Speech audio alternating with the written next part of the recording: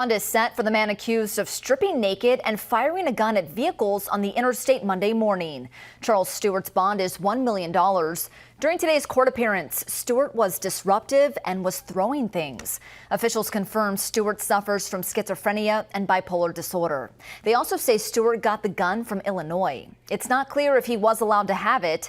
During the incident, one person's cheek was grazed by a bullet and the roadway was shut down for hours before police arrested Stuart.